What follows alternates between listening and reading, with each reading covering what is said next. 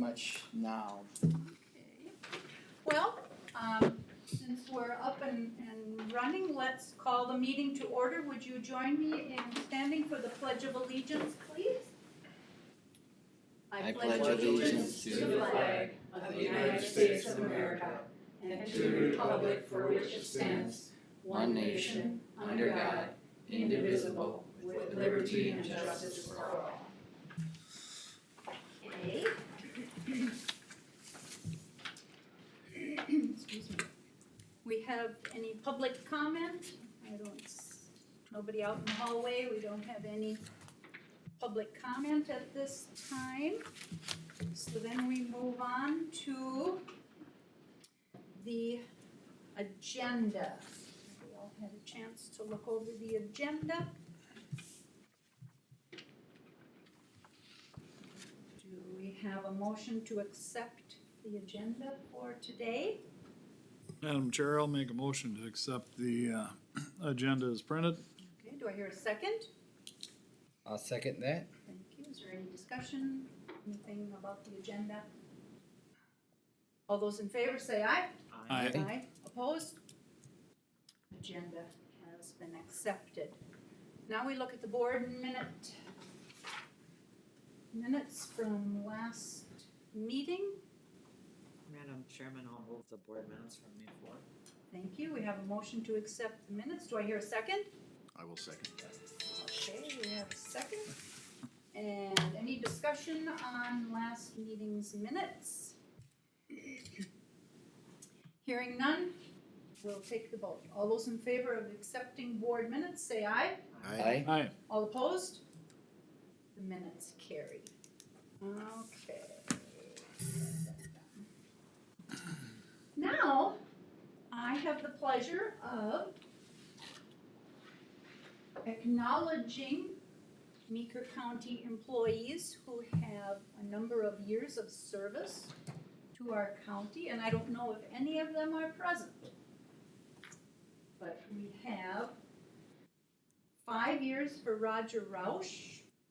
He's a part-time snow maintenance person. We have Michael Kern. He's 5 years in our Sheriff's Office Corrections Department. 5 years for Michael. Then we have Travis Skoblick for 10 years of service as an appraiser. And then we have Nathan Kruger, 15 years of service as a highway technician. And then we have 25 years for Joel Rampton. He is the facilities manager. But I don't see any of them in attendance today. They're all working, I suppose. Madam Chair, Yes. I brought this up previously, but I just think, I don't know how we notify them, but I always would like to kind of set eyes on these people if we I could, know. so we can let them know we appreciate it. It's a nice And I acknowledgement. realize they're busy, but we have a 25-year employee on here now. Yep. Joel, and so, do you just send an email out to their supervisors or, and if they can't, I get it. I actually send an email directly to them and to All their right, well, I appreciate it. department head, and then I do encourage them to attend, just Okay. because I know that. I talk about this every year, and maybe there's a better way to be doing this. And it seems like COVID kind of put a damper on. But it is kind of enjoyable to see that. Well, yeah, exactly. Anyway, Now we can thank you. shake the hand Right. and acknowledge them. Bump elbows or something. Well, sure. Well, those are our 5 acknowledgements, service of awards for today. And I know Corey, you'll deliver those to our people. I will. Very good, thank you. Okay, Greg, you're next on the agenda.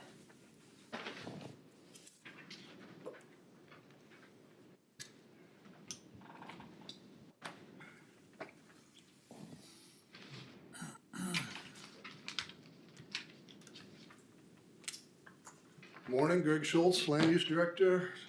From the May 11th Planning Commission meeting, I got 5 items, 2 CUPs, 1 IUP, 1 rezoning, 1 final plat.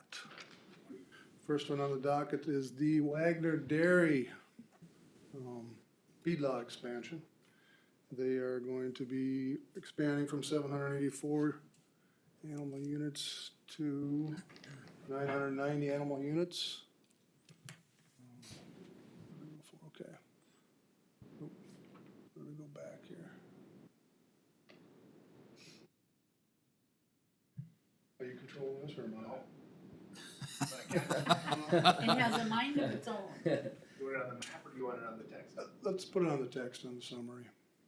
Yeah.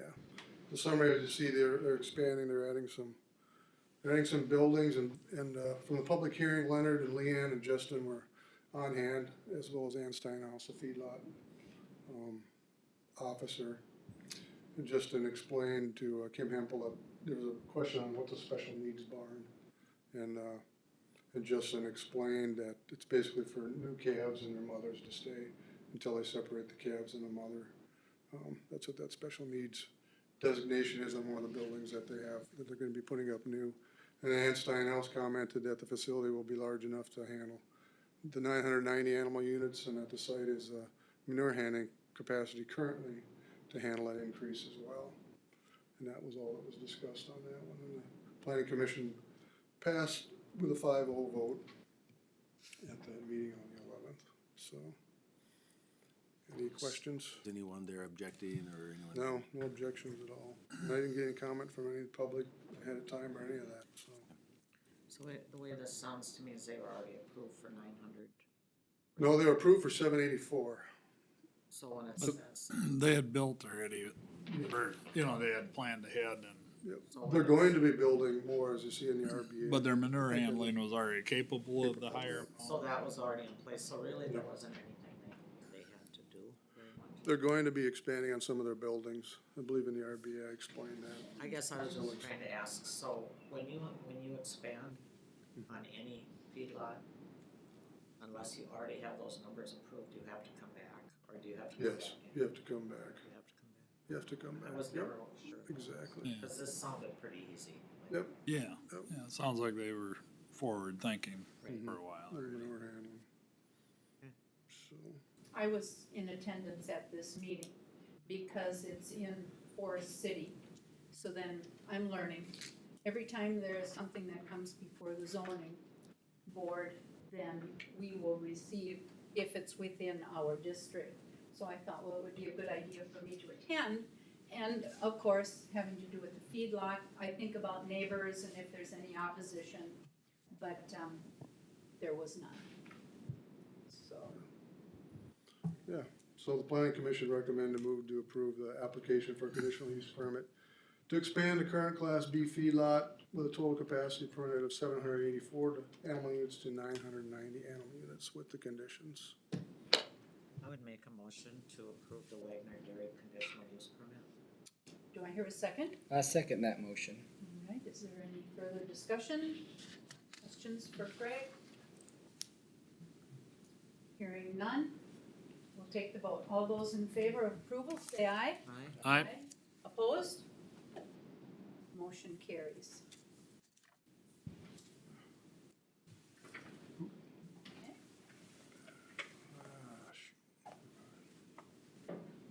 Next one is the CUP for Weitzman's Landscape Project, and that is on Lake Stella. As you can see from the site map there, it is on the south side of Stella.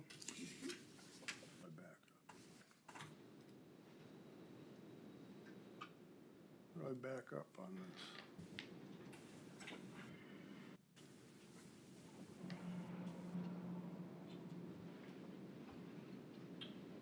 Okay, there we go, okay. And this CUP is to move more than 10 cubic yards of material in the shoreland. Impact zone, more than 50 cubic yards of material in the shoreland district for alterations. This is site map. Pictures of the site, as you can see, it's pretty steep. They're gonna replace those stairs.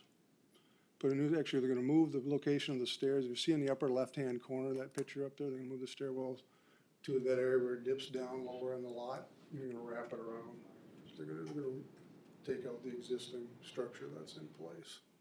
We're gonna put 2 boulder retaining walls on the bottom of that for erosion control as well. So the boulder retaining wall will be close to the water. There'll be two of them, yeah. One will be, I believe, about 20 feet, and the other one's gonna be 7 feet up the bank from that one. Yep. So my question, when I looked at this, they're asked to replace some trees that they took out. Yes, as you Supposed see, to get permission before they remove yes. trees. So, That's why we put that in that condition. so actually- what is there a fine for that, or was it not knowledge that there's, I always wonder if they do things first, then I've heard people say that's easier than, Yeah. because the punishment isn't, and I don't wanna punish anybody, that, I'm not wording that right, but. Yeah. So the only thing is you have to replace trees, but those trees are not gonna be large trees like he took out, No. right, if I'm looking at them. And this is a fairly new owner, I believe they just took new ownership last year, and they cut down these trees last fall before they even got this landscape project in place. So when we went out there, we noticed these big stumps, and said, what's going on here? So we told them that, and technically, they're only allowed a 50-foot viewing on a property, on a new lot, a new landscape project. If they have established vegetation, you can only clear out 50 feet of view to see the lake. And they took them all out, they took out 7 trees out, they took all the big 7 mature trees out, so you got completely no obstruction of view on So the he's, foot maybe property. he wasn't aware of that? That was the, I'll be That was honest, I'll be honest with you, I'm pretty handy with a chainsaw and I like to cut things, do and this. I want to, I wanna know the check. So that's kind I of mean, what I'm it- just, I would have And cut And first. my Whoops. question is, I just want how to does, know is that. it Oh, yeah. for erosion, or is that it's why? basically for erosion control, especially on a steep bank like that, as well as viewing from the lake, people from the lake not viewing people's structures. That's part of why they want that 50-foot corridor on these lots, if they're bare lots, you know, if they have established vegetation, you're only allowed to clear 50 feet on that, but this one here is almost a bluff. So technically, we'd like to see some of the vegetation remain in place to hold that bluff and, or stabilize that slope for erosion control. So, how often does that happen that they come to you after it's done? Often? Yeah, it happens more than we'd like. And are we educating people on what they need to do as well as we should, like with the new owner? I hope so, I hope, Is that not a possibility? I don't know how with new ownership, I don't know how we'd educate new owners when they buy a Maybe property. we have to educate the realtors. Really? The education needs to Lake come with, I think, associations. with the landscape companies, and they're getting better and better all the time, because they're the first contact with these owners. People buy property and they look at people buy property and they go find a landscape company or construction company, what can I do with this bank? How can I tier it? So How they can I could make it say, to? well, you can't cut all these trees. Yes, exactly, so that word's getting out the last couple of years to these guys. I know Hey, it's been you an can't, issue if you're gonna do any around- vegetation stuff, we wanna know what's gonna happen ahead of time. The DNR really wants to know on banks like this. They really wanna know ahead of time what's going on with that bank before they dig into stuff. So hopefully through education, through the landscape companies and the contractors, that's getting better and better every year. There is a fine Yep. for not getting a permit. Okay. So a neighbor turns you in, it's just a double. To double the fee, Yes. to double the fee, yeah. But contractors sometimes push the envelope a lot. The only thing, if you're using the contractors, they generally take precautions down by the water to, Yes, because they're very usually skittish of the DNR. You get into the water issues, that's a DNR jurisdiction. So they generally will put the erosion control out and protect the water pretty well. It's the banks and stuff like taking out trees like on this one where they get. But this one here, the landowner took the trees out, not the landscape company. but as Beth indicated before, it's gonna be difficult to put that side street back Well, That's not gonna happen. It will, another 40 years before it is a decent tree. yeah. And they have to get DNR permits and so on to do things like this? This one they do not because they're not in the water table, they're not gonna be in the water table beyond 6 feet. I believe this is in the riprap they're gonna put in is not require a DNR permit, so. Thank you. Yeah, so Rod Manderscheid was the contractor, he was present for the hearing, we talked about the tree issue and replacing the trees, and they didn't have any problem with that, that'll be part of their landscape project. Yeah, so that was basically the only discussion was the trees, And it's in the conditional, it's part of the conditions. it's so part of the conditions, yeah. So, I'll make a motion to approve the application for the conditional use permit. We have a motion, do I hear a second? I'll second it. Okay, any further discussion? Hearing none, we'll take the vote. All those in favor of approval, say aye. Aye. All those opposed? Motion carries. Okay, the next one is an IUP 15585 for Warren Aggregate Pit Renewal. And this is Richard and Lois Warren. Location, it's just north of Forest City, about 1 mile, if you're familiar with the area. This is a pit that has been in existence for a while. Currently, the permit expires on May 28th of this month, and they're renewing the permit. However, they do not have a contract with anybody as of yet to mine out of that pit. So they wanted to extend the pit, or extend the application, renew the application so it's available if they do get a contract with somebody, because a lot more hoops to jump through when you let a pit permit expire. So currently they're only planning on maybe taking 2,000 yards a year out, which is pretty minimal, just for their own use or neighbor's use or whatnot. So at the public hearing, Michael Warren was there. That's the son. He is the applicant present for the hearing. He explained no immediate plan to use the pit, but wants to renew, as I explained earlier. The road condition came up from Greg Early. He brought up that who's liable for the road maintenance on haul roads, which came up last month as well on the pit. And fortunately for this one, there's tar roads on both entrances to this pit, so that shouldn't be an issue. But it was explained to Michael Warren, the applicant who was there, that if there is road issues, that ultimately the applicant and the owners are responsible for that, and they have to be working with the contractors or the people that are taking the material out of the pit. They have to kind of be the hammer to those people to make sure that road maintenance is done. But ultimately, the liability is on the applicant and the owners of that pit for road maintenance. So what ton road are they? What's that? 2 tar roads, what ton are they? They're the ones that are north of Force. I gotta back up. Probably, 5 ton?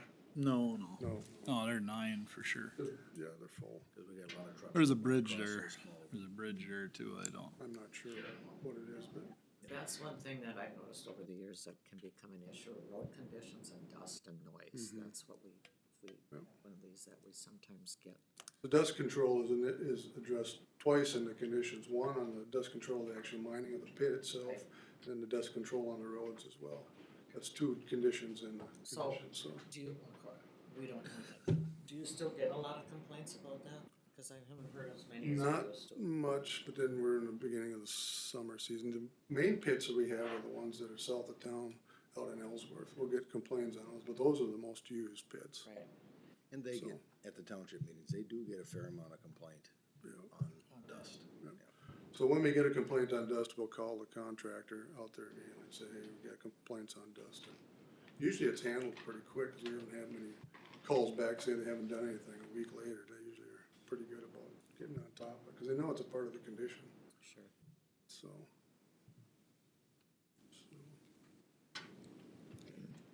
So the planning commission's recommendation was to approve the interim use permit application to mine and process aggregate in A1 Agricultural Preservation District in that part of the northeast quarter of section 8, township 120, range 30, and Forest City township with the conditions.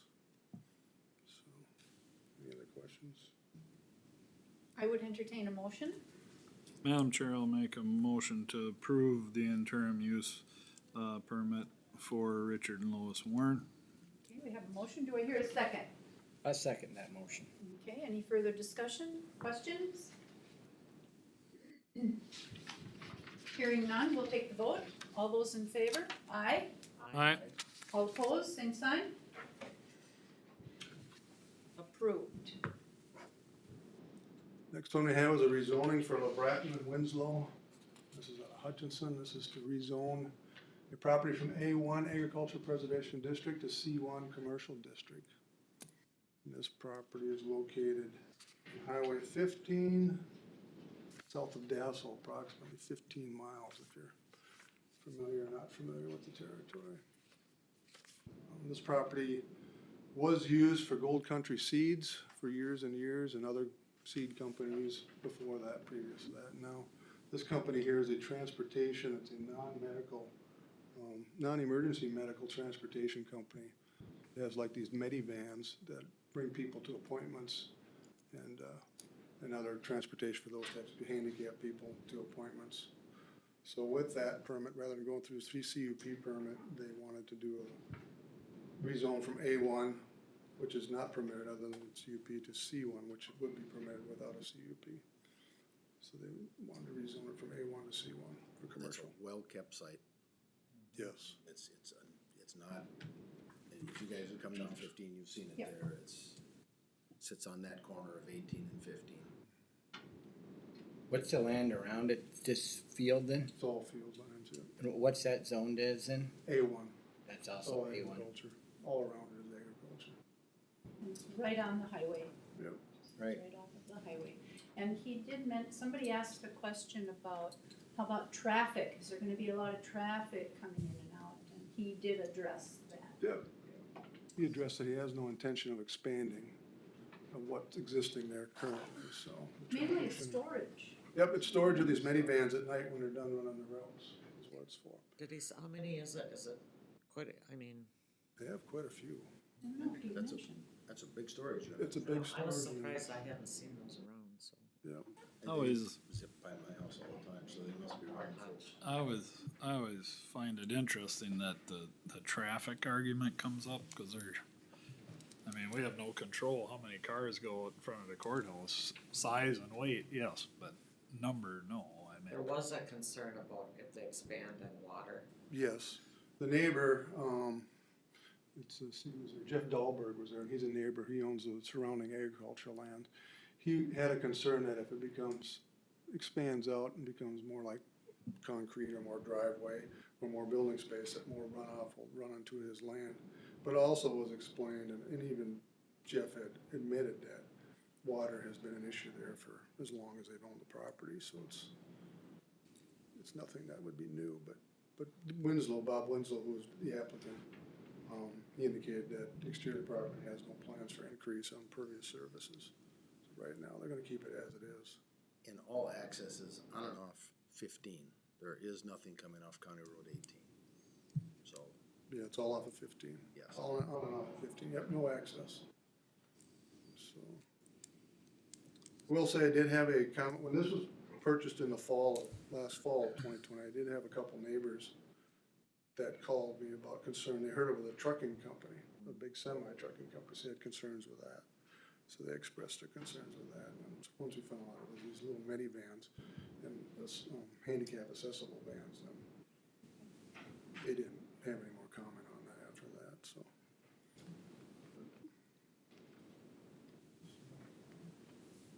Motion to approve. I'll Madam Chair. I'll second that. We have a motion and a second to approve the rezoning. Any further discussion? Hearing none, we'll take the vote. All those in favor say aye. I, Opposed? Motion carries. And the last one on the agenda is the final plat for Randy and Marilyn Head for Lundin Hills, and that's north of Dassel. Last month you approved the preliminary plat for this parcel. It's located southwest of Lake Arvilla. Familiar with the territory? At the public hearing was Randy and Head, who's the owner of it, and Devin Lundin, who I believe is gonna be buying it from him after this is complete. And Devin indicated he already bought a house built by the School of Malacca to move on the site. And there was no other comments from the board or the attendees. So, Well, with Kim living on Lake Arvilla, if there'd have been anything that was, out of whack, she would know. Especially, so So the planning commission's recommendation was to move to approve the final plat of the one lot plat of London Hills. Located in section 3, township 119, range 29 of Castle Township in Meeker County. Part of this property is located in the shoreland district of Lake Arvilla. Madam Chair, move to approve. We have a motion, do I hear a second?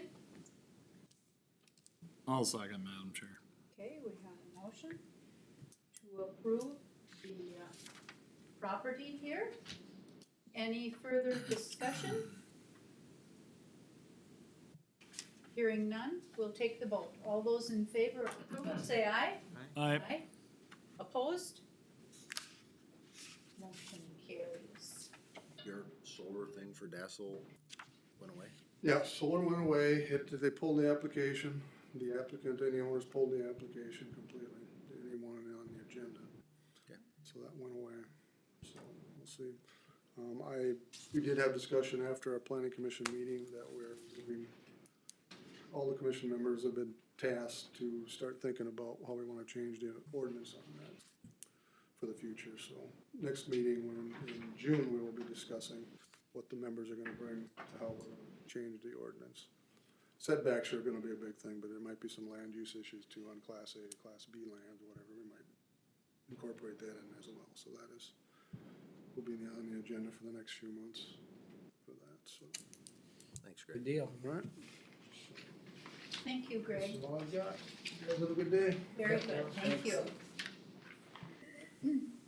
Greg. Brian? Good morning. Good morning. Brian Cruz, County Sheriff. Yeah. A couple items before you here this morning. The first item is to approve the receipt of a DARE donation. This is from Wintercade, and this is in the amount of $500. That's from the Legion VFW, correct? Yep, yeah, their fundraiser in the winter. Madam Chair, move to approve. Very good. Do I hear a second? I'll second that motion. Second that, Andy, thank you. Any discussion, any questions about the DARE program donation? Wonderful, wonderful thing here. Hearing no discussion or questions, we'll take the vote. All those in favor of accepting, say aye. Aye. Aye. Opposed?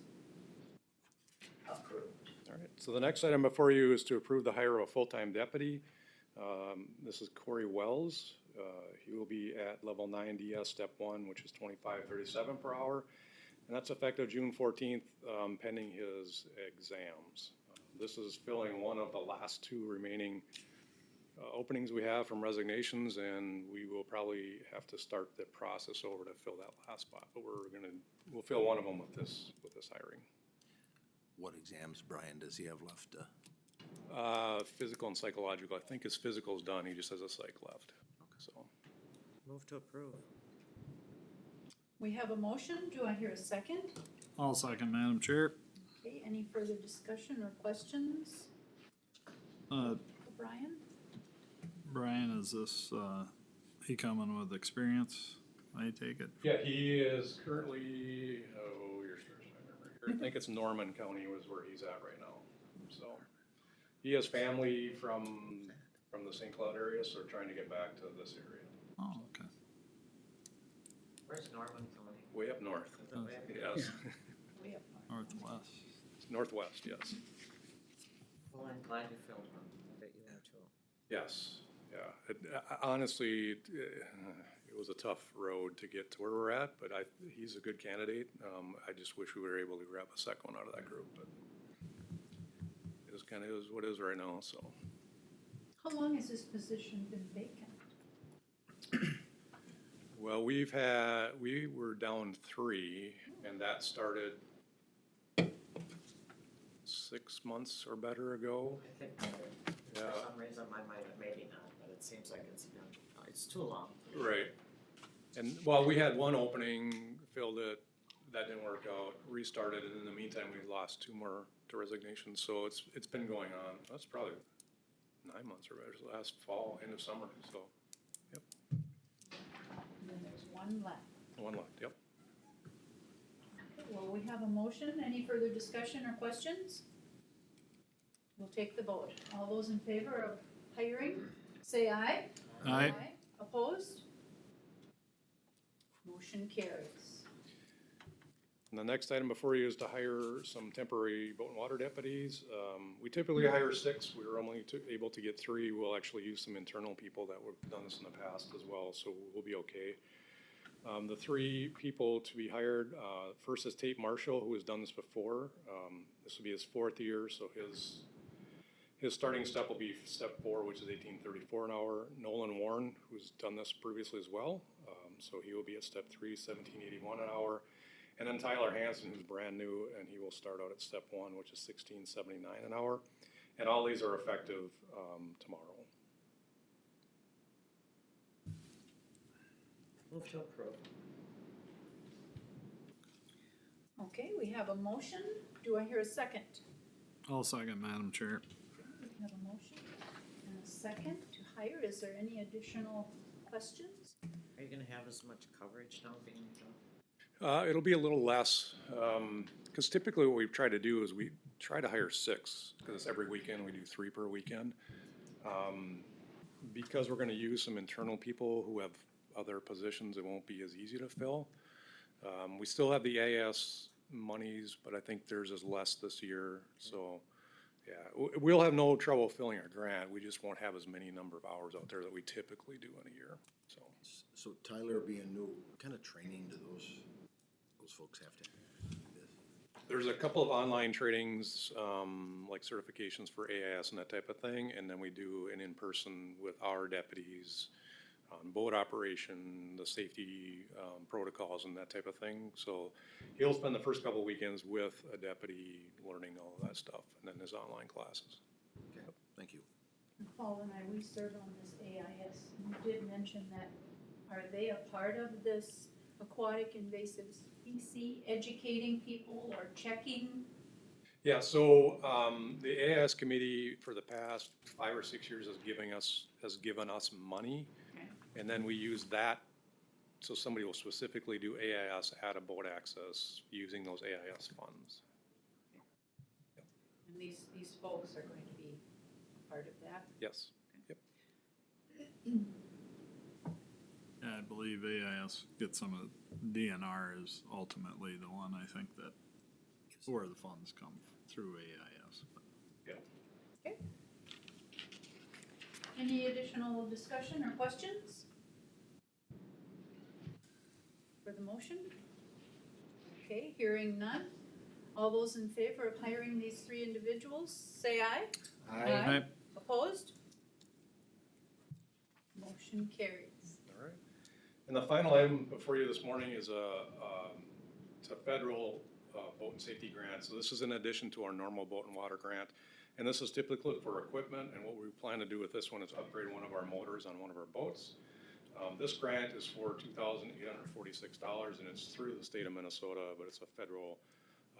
Just the backstory here is the money does come from the federal government through the state of Minnesota for these purposes for equipment. So asking for this grant to be approved in the amount of $2,846.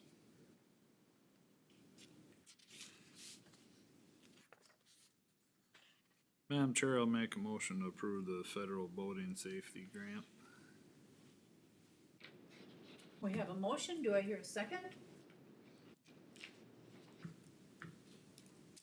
I will second that grant. Second that grant. Second that motion. That will take that. We'll take it. To receive the, okay, we have a motion and a second. Open for discussion. You have to take bids then on the replacement of said motor, or? Yeah, we already have the bids, and this is the final cost. Or in the request for board action has the final cost. The grant money is $2,846. The cost of the motor is $7,566, and then we have a trade-in. So the ultimate cost of the county is $2,320, but that's part of the cost share. That's part of this program, so.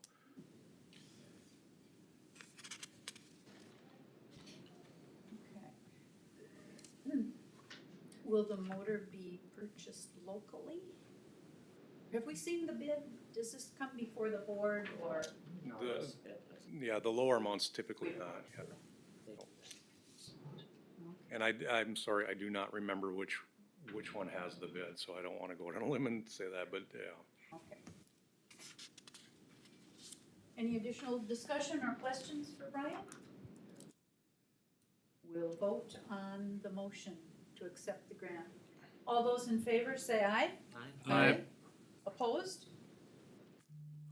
Motion carries. Thank you. Very good, Thanks, Brian. Brian. Okay, now, is Mikkel going to join us? She's coming? Okay, very good. Good morning. Good morning. I want you all to notice that I'm ahead of time today. Don't get too cocky though. We just each other. I just thought I'd bring that up. Oh, shoot. I believe in karma. Why did you say that? Did I text my wife now? Hold down. Mikhail, no pressure, but I'm on a roll here today. Okay. I'll get right to it then. Thank you, my dear. Okay. All right, what I have for you today is to ratify the AFSCME Assistant County Attorney contract. So the changes that were made on this contract, so this is a contract for 2021 and 2022. So there was a 2% cost of living adjustment for each year. We updated the health insurance language. We updated general languages, including protected classes. We added management right language, removed fair share language, and updated the disciplinary language. We added good standing language to the vacation severance, and we added sunset language to the deferred sick accrual benefit. We updated the floating holiday to state Christmas Eve when it falls Monday through Friday instead of having the floating holiday. And in the second year of the contract only, the employees will receive 2 step increases on their anniversary date.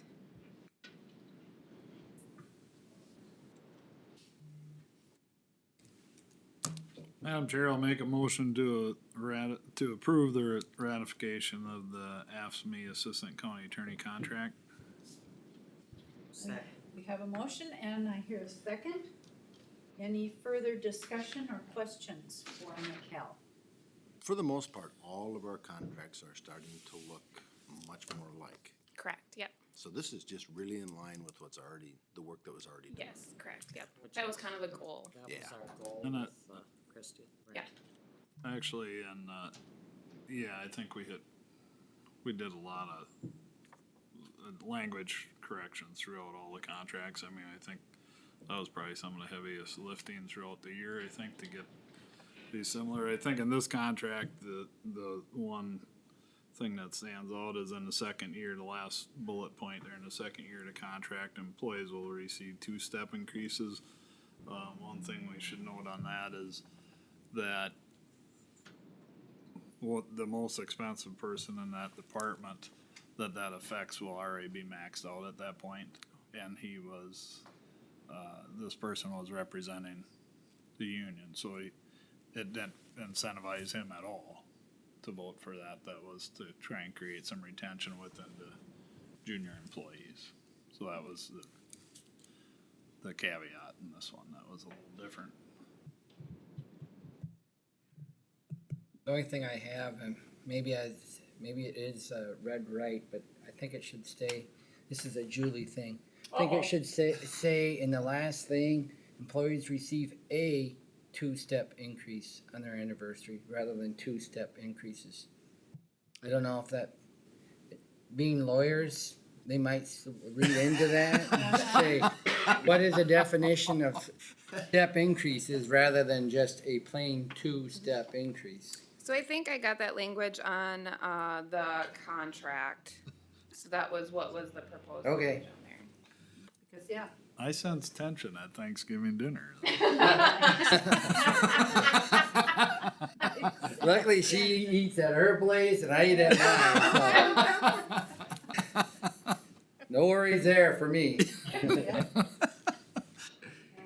And this is assistant county attorney self too, so I think No, that's I a just- difference. Oh, boy. Do we need to have a typographical change or any, Just. Maybe it doesn't ma- just maybe it make is sure a- that the legal contract is right. Yeah. Right, this is just a summary. I can do that, yep. Yeah, and the contract that's included in the packet does include similar language, and that was drafted by our labor attorney, has been signed off by their labor attorney as well. Okay, Just a summary one. This is the cheap copy here. all right. Any additional discussion or questions for Mikkel about ratifying the contract? Hearing none, we'll take the vote. All those in favor of approval, say aye. aye. Aye. Opposed? Motion carries. Thanks. You guys must be having a lot of fun today. Yeah. No, we've all had our second cup of coffee, life is good. The sun's shining. Yeah. Thank you. Thanks, Thank you. Mikkel. Thanks, Mikkel. Yo, Good morning. good morning. I don't know if I'll be quite as cheery, but I Oh. can try. Well, we'll see about this. Not with those fuel prices. Yeah, especially when you look at last year's comparison. Yeah. So 3 items for you this morning. Phil Schmalz, Public Works Director. The first one is to approve our 2021 fuel quotes.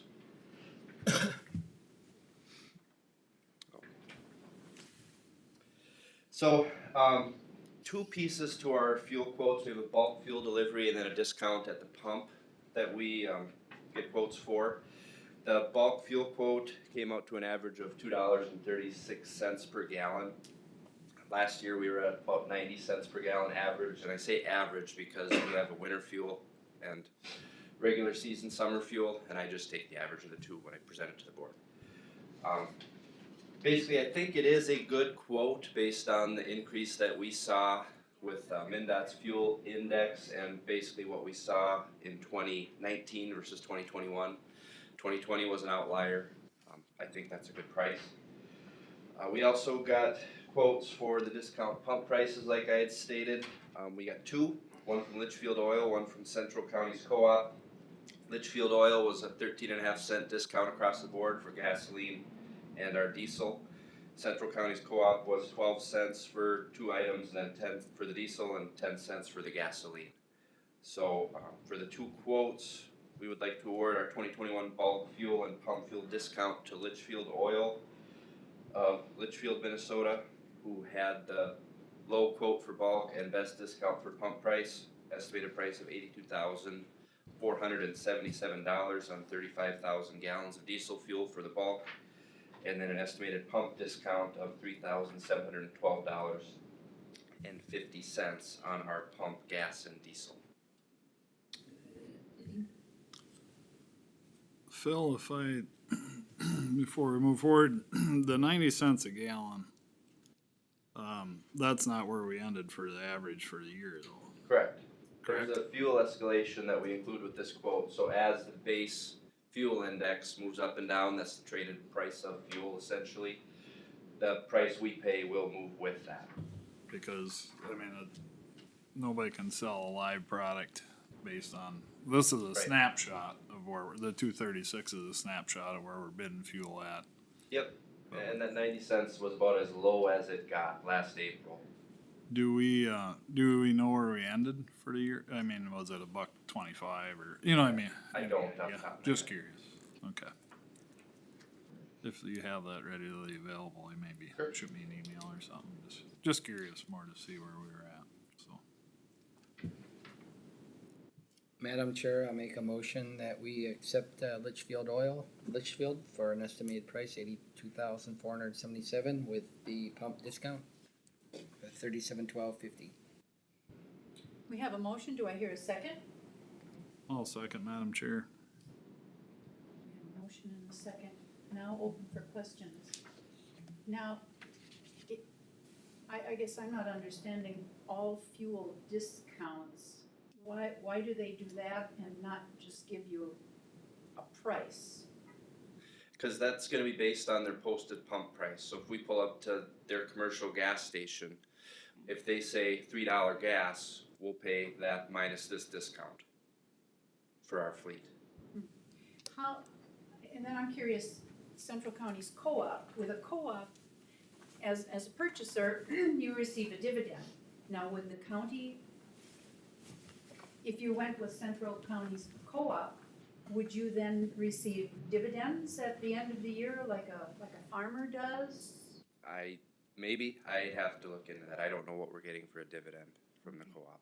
Because sometimes that could be figured in as a nice benefit. If that would offset some of the costs. Yeah, that's a good point. I know we get benefits in terms of that. I don't know what the difference was in the price of bulk versus that, but, you know, if it's within 5%, it's something actually to, look at. Yeah, like in this instance, we're looking at a little less than $500. You know, 1.5 cents per gallon, 2 cents. I meant the a gallon. the bulk difference. Well, bulk, we didn't get a quote. Okay, We only got one quote from Litchfield Oil. gotcha. This is just for the pump price. Then when it's down to 5%, it's probably minuscule in terms of that part. But We don't get nearly as much fuel at the pump as we I wouldn't think so. That's why I was reading this too. That was gonna be one of my next questions is there a reason we're not getting more bids on that bulk? I think part of it was confusion as we've been changing our process for getting the quotes. I talked with Watkins, Derek's? John? Jax, John Derek's. talked with them a bit about it, and they explained why they weren't gonna quote. They didn't think they could compete based on the way the escalation clause was written, and we're making adjustments for next year based on their comments. I want it to be fair for everyone, I want everyone to understand it, so this will be iteration number 3 since I've been here. Well, and I mean, you know, 2 or 3 quotes is better than one. Absolutely. Yeah, I mean, And with the potential of dividends, when you purchase this much product, Mhm. you know, the more you purchase, the more dividends you receive back, and dividends accrue, correct? That it's I'm not just assuming, a though- one and done deal. I'm assuming Cenex saw this out and just Yeah. decided not to bid it out. Correct. That's what I think too, I know. Because they couldn't compete or they didn't wanna waste their time, or I don't know what, there must have been, Why they didn't. otherwise it doesn't, Seems Yeah. like Litchfield Oil has been the one in the last few years, haven't Since they? I've been here, they've had most of our fuel quotes.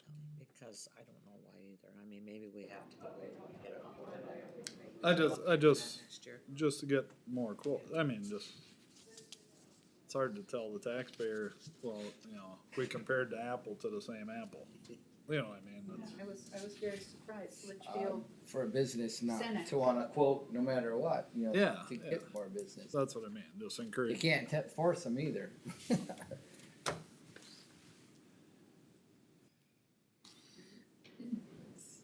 Strange. any additional questions for Phil? Other than we'd like to see some more quotes? He's working on it. Okay. We have a motion and a second. We've had discussion. Any further discussion? Hearing none, we'll take the vote. All those in favor of accepting the fuel quotes, say aye. Alright, Opposed? Motion carries. Second item I have for you is to consider approval of our 2021 seal coat bids. In your packet, there was a map that briefly shows where we're seal coating this year. On our county state aid system, it's a pretty small program. CASA 1 and CASA 9 are new pavement from last year that we're covering up, protecting. Seal coating, we kind of look at it like sunscreen. It holds the oil into that new asphalt, extends its life. And then some maintenance related seal coats. On CASA 26, 34, and 42 to cover up some patching and crack sealing that we've done. The bulk, well, not the bulk, but a good portion of our seal coating this year is actually for other entities. We've got some work for the City of Watkins, City of Cedar Mills, and Forest Prairie Township in this contract. Those entities pay the contractor on their own. We don't funnel that money through us. The low bid we received on this was a formally bid contract, was from Pearson Brothers of Hanover, Minnesota. And I'd recommend award to them at an estimated price of $239,771.26.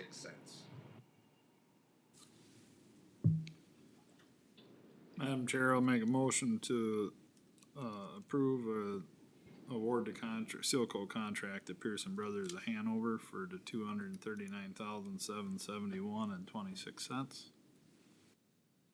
We have a motion. Do I hear a second? I'll second that, Madam Chair. We have a motion and a second to accept the seal coat bids. Any discussion? You're gonna go south on 18 south. Yep. So now is McLeod County coming that way too and sealing up, or, cause we, I expect they will, but I guess I don't know. Typically, we won't try and communicate chip seal projects together because we're doing so many different roads every year. It'd be harder to coordinate those like we would with a paving project. I wasn't thinking so much about coordination, but if they don't do it and we do, we end up with a good portion of road or one that may last longer. Be a good test section. And then second question, when we do this and we should for the city of Watkins, Cedar Mills and stuff, when there's more project, does that get us a better price too?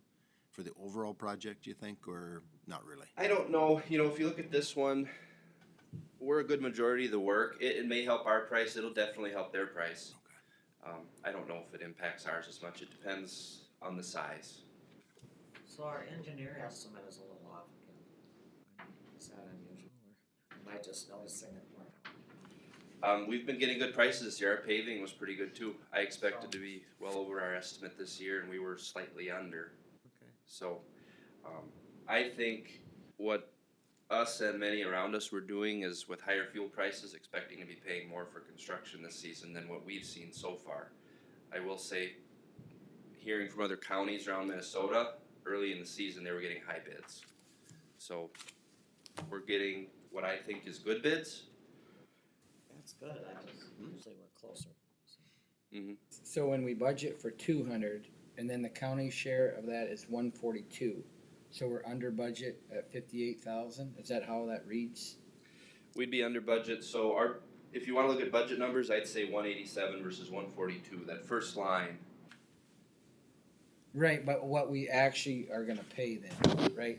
We're under Oh, budget. budget of approximately $200,000. So when we budget our pavement maintenance program, our crack sealing, our crack filling, patching, both hired and internal, and this is all one budget item. So when you ask specifically, did we budget 200,000.0 cents? No, we took what we think we're gonna do next year and put that into the budget. I'd have to look at it and break it apart a little more to see if it's exactly how much in there. I think our budget item for all pavement maintenance was closer to $400,000 for 2021. Okay, So we gotcha. do have enough to cover then the additional almost 40,000 here?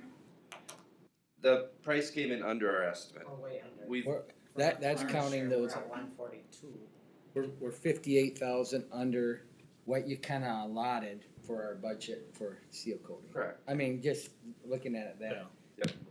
Madam Chair, the difference there is the amounts that are being paid by Watkins, Cedar Mills, and Forest Prairie Township. Those are being paid directly by those other entities, so that's the reason why the total contract is close to 240, but the county share is only 142. So you wanna look at Meeker County, so our maintenance budget is 200,000 for seal coat work, and you see at the bottom of that graph. I see. So that other 60. Because I was looking at the That bottom other number 60 is here. gonna go back to, I don't know, a snowplow operator or something. Maybe so. Kidding. Should we be looking at other projects, knowing that we have 58,000 extra because of what you thought would be? Or should we be using that money for other seal coat projects that should help the life of the road going forward this I year? would say no, right now we don't have any candidates that I think it's worth seal coating. The ones that were Okay. ready and are in a good place with recent crack filling or patching and new pavement are covered. And our seal coat budget will fluctuate some years quite significantly depending on what we had the prior year. For example, we're doing a pretty long paving project on Casal 1 this year. That's a lot of miles of seal coat, so next year our seal coat number is gonna be quite high compared to what we show this year. But I like to try and do, when it comes to pavement maintenance, try and do what's appropriate. If we don't, if it doesn't fit, I don't wanna just spend the budgeted money. Gotcha. I just didn't know if you ever do anything reactionary, being that the costs are coming in cheaper, let's take advantage of that when that, Yeah, we didn't have anything that we cut from our seal coat program this year. This is everything that we wanted to do. okay? So next year you'll have to seal coat 1 and 6, And 6, yes. so we're gonna have a lot of miles of. Yes, plus, a number of roads that we crack filled this year, I'd like to seal coat. 17 was seal coated last year. Yes. We typically try and seal coat the first year after paving. Like I said, I look at it as sunscreen on new pavement, it holds that oil in. Is that every 5 years after, or what's the time frame then? 7 years is kind of what 7 we used to years. use, with the newer seal coats, we've got better oils with more elasticity, they're, polymers instead of a rigid plastic. Mm-hmm. And the granite chip seals we're using, I think the 7-year concept is outdated, so it's as needed, is what I would say. And typically, that seal coat nowadays will last until you do a significant pavement rehab, like a patching or crack sealing that you wanna cover up and protect again. And then as a crack filling, basically, that's on a as needed basis too, on Yeah. some of these new constructions and stuff.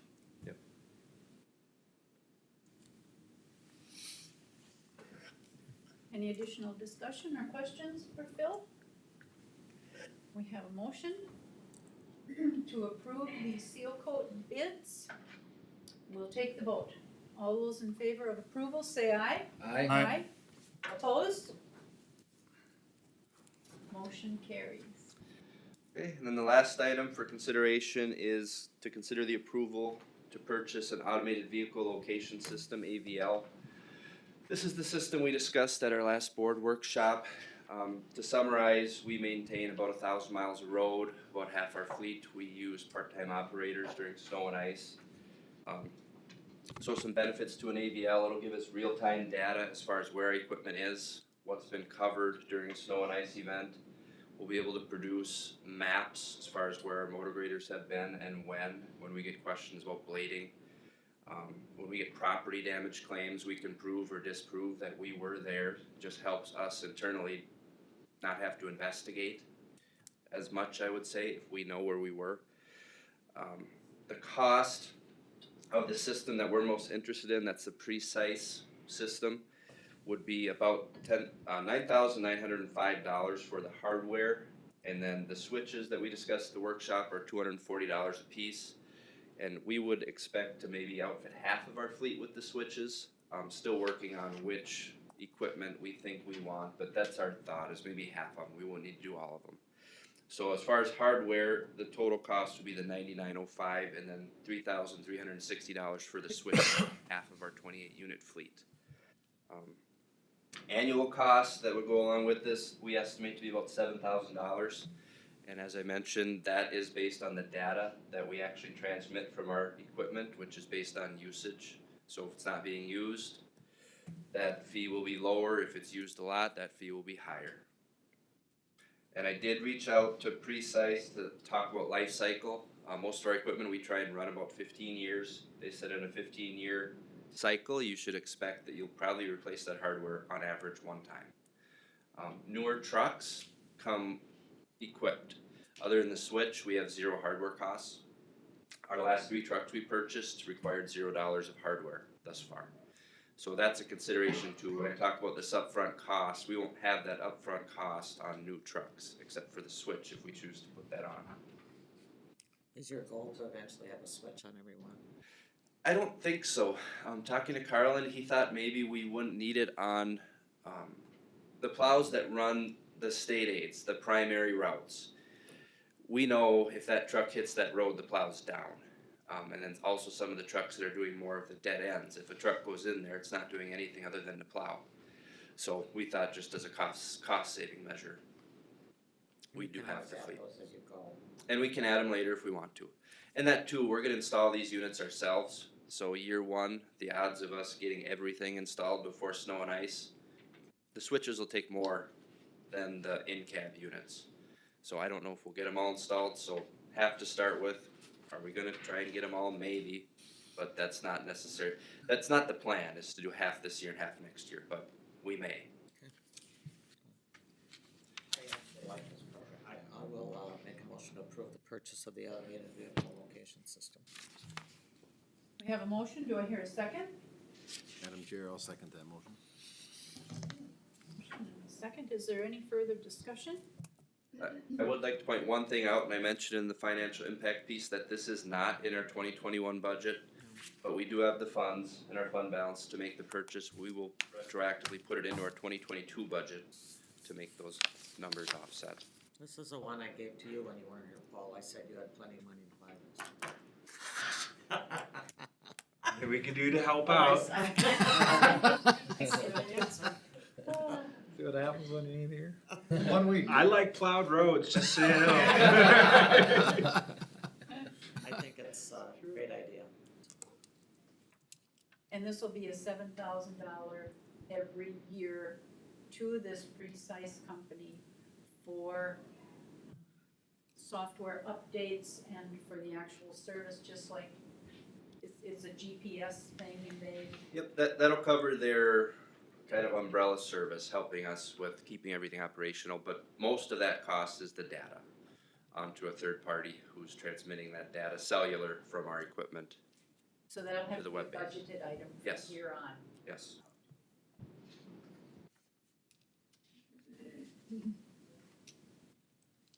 Any additional questions for Phil? Otherwise, we'll take the vote to approve the purchase of the AVL system. All those in favor say aye. Aye. Opposed? Motion carried. Thank you. And then just a brief construction update. Paving did start on Casas 6 on Friday, hoping by the end of the week. Depending what the weather does, we may be done paving out there. Then we have to get shoulders buttoned up, gravel, topsoil, seeding, finish up. But I think everyone will be happy to see that paved. It's been gravel for almost a year now. Either torn up or gravel. So that's all. Have you got any interest in that culvert that you emailed me about? From the Yes. lake associations? Yes. Because that guy did stop in and he goes, well, I think you should meet with the lake associations. And I said, well, you could call him, but I think the lake associations will probably be reaching out to you. Yes, I've gotten some suggestions on the size of culvert we should put in there. It's something I'll probably be coming back to the board to discuss in the future because some of the requests, the culverts that are requested don't even fit. So we have to decide how much county money are we willing to spend to upsize a culvert for lake traffic. That's kind of what I told him. I said, I think there's certain limits we're gonna be within and they wanna take lots of stuff. There's only so much cover. Like that culvert is a relatively deep culvert, so we can put a pretty tall pipe in there, but there's still limits. We can't put a 18-foot high culvert in there, it just doesn't fit. And width-wise, as you go wider, your cost escalates exponentially because you need thicker sidewalls, more steel.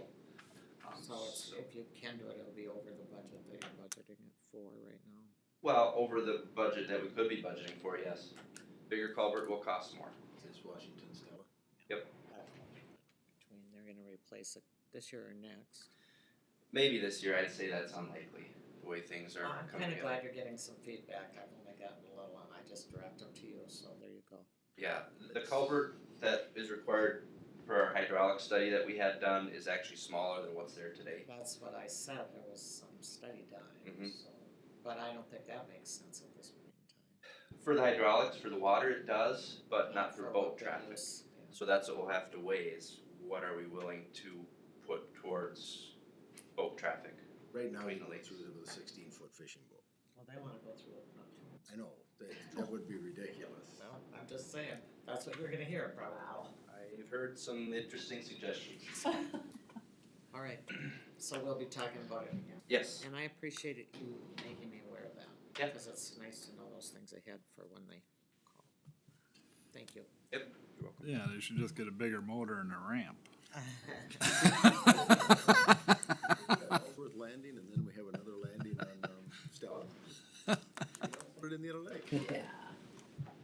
All right. Next we morning, Paul Bukovich, Meeker County Social Services. The only order of business I have before you this morning is our social services accounts payable. Well, sadly, I didn't either, because I forgot to look at them. I saw they came and then I just have a more of an educational question. MA estate collections. Yes. Is that, I take it that's like a pass So- through? It is, but we actually do recoup some of those funds for our local efforts when we collect on an estate. The process is when a person goes on medical assistance, if they haven't gone on, or they've got resources 5 years prior to going on medical assistance, we do place a lien on those resources as a part of paying back for their coverage of care, and to ensure that if it's a family unit, a husband and a wife, that the spouse is not adversely affected by their loved one going on medical assistance. The percentage that we receive back, I don't have off the top of my head at this point in time, but this is an area that we're reviewing at this time. We have one staff that has been kind of handling all of our MA estate recoveries, and we're trying to make sure that we have more than one person that has the knowledge as part of succession planning. It's also an area that we're paying attention to for overall county collections. MA estate recoveries is one area. Fraud collections, we do receive some reimbursements back for, as well as detox collections. And so here in the next month or so, we'll have a better understanding of how that will be structured within our agency to keep us going forward. But it is part of our income that we do receive those funds back. And then I see you also have the long-term care or MA LTC, Correct. similar. Similar process as well. Yeah. Okay. That's all I had, otherwise it was kind of a boring. Yeah, there wasn't too much going on, but we did have a couple of larger bills coming through. I didn't really fully look at this, but our last time when I wasn't here, coming through for our cost of care for persons that are under civil commitment. We are actually going to have another large bill coming through, and the concern that we have is when an individual has specific needs to address some of the symptoms of their mental health condition, possibly some behavioral issues, that creates an environment where they're unsafe to themselves or others, but they no longer meet hospital level of care. At that point, when that determination is made, then we pick up the full cost of care for that individual at about $1,600 a day. So the meter can move very quickly. One of the challenges that we have is that there is not the community-based resources to be able to safely meet these individuals' needs. It's not that we're not actively engaged in trying to find a suitable placement for this person to have their needs met. It's just that there is not really any suitable placements available. So we will see one on the next accounts payable that will likely be fairly large. Not the next one, the one following.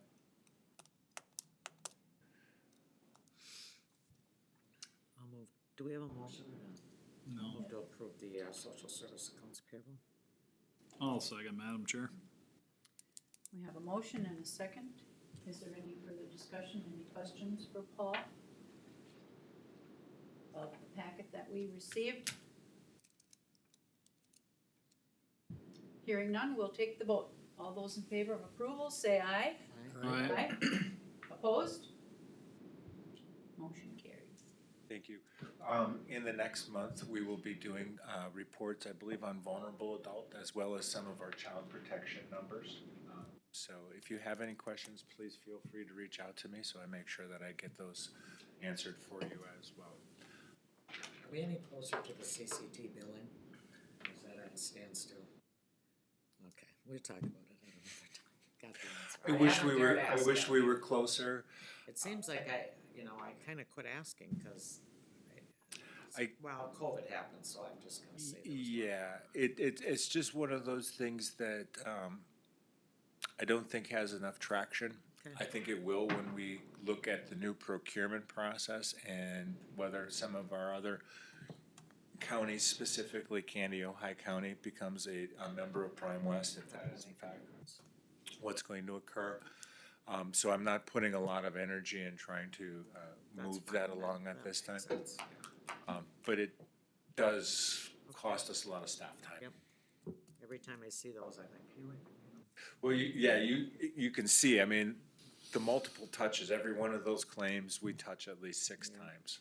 I don't know where we are with Candy Ojai coming on to Prime West yet, it seems like. I think that's really up in the air at this time. We're seeing the procurement process playing out in the metro counties. But we also know that the metro counties are not rural Minnesota. Right. And so will the process be the same or similar? We don't know yet. We're trying to cut out something, it's gonna be interesting. It sure is, yes. It's going to really require some attention from this body to pay attention to. And as I get more information, and the commissioners that are sitting on Prime West get more information, I believe we'll have to have more conversation. One of the things we want to ensure is the county's authority in choosing who their prepaid medical assistance provider is. Absolutely. So, So thank you for that. Keep us posted on it when you can, I certainly will. we can reach out. Yep. Thank you. Any other questions? Any other questions for Paul? Thank you, sir. Yep, thank you so much for your time this Very morning. good. Thanks, Paul. Just lost 1 minute. Well, I Need was to gonna catch up. say, I put you behind on this, I should have done. really cool. You're doing good though. That's why I came up early, because oh wow, they're really moving today. Part Black County Auditor, and I just have one item, and that is an event that's going to be scheduled, so thanks to COVID lefting for them. An on-sale liquor license for the event on June 26th. Forest City Thrashers are going to try to do their event there. Move to approve their request. Do I hear a second? Second? We have a motion and it has been seconded. Any discussion? For City Threshers want to have their party this year. Now, does that coincide with the stockade days? Not yet. or- So when I bring these to you, they have to be inside or right at 30 days prior to the event. So that will be coming a little later, because that's, like a September event. Okay. All right. Any additional questions for Barb? Then we'll take the vote. All those in favor of approval, say aye. Aye. Opposed? Motion carried. And the other item is the county, and I just gave you, Julie, the hospital that came a Make a little bit motion late. to approve the hospital and county payables. I'll second that motion. Okay. We have a motion and it has been seconded to approve the hospital reports here. Any additional discussion or questions for Barb?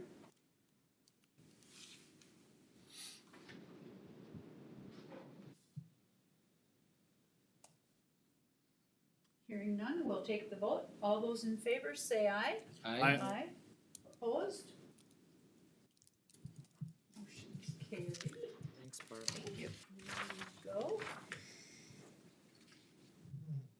Okay. Then we move on to Andrew. Yes, thank you. Yep. We have a couple of appointments to fill today. The first is for our Aquatic Invasive Species Committee. We had 2 applicants. First was from Bruce John Hall, and the second was from Kristen Jackwith. Our staff liaison for the AIS committee stated that either applicant would fit in well, and it would be fine, but we do already have a member from the CLIA on the committee, and so she asked that that be taken into account. So with that, Kristen Jackwith would be the person who would be recommended. I make a motion to approve Kristen. Committee appointment to the AIS. There you go. AIS. Second. Okay, we have a motion and a second to approve Kristen. Any discussion on that appointment? Hearing none, we'll take the vote. All those in favor say aye. Aye. Opposed? Kristen has been appointed. Okay, our second is for the Public Health Advisory Board. We had 2 applicants for this as well, Darlene Kotelnicki and Katie Klitsky. Diane Winter, our staff liaison for this committee, recommended Ms. Klitsky due to her occupation as a clinical psychologist. She felt would be a good fit for this board. I make a motion to nominate Katie Klitsky. I'll second that motion. We have a motion and a second. Any discussion, any questions?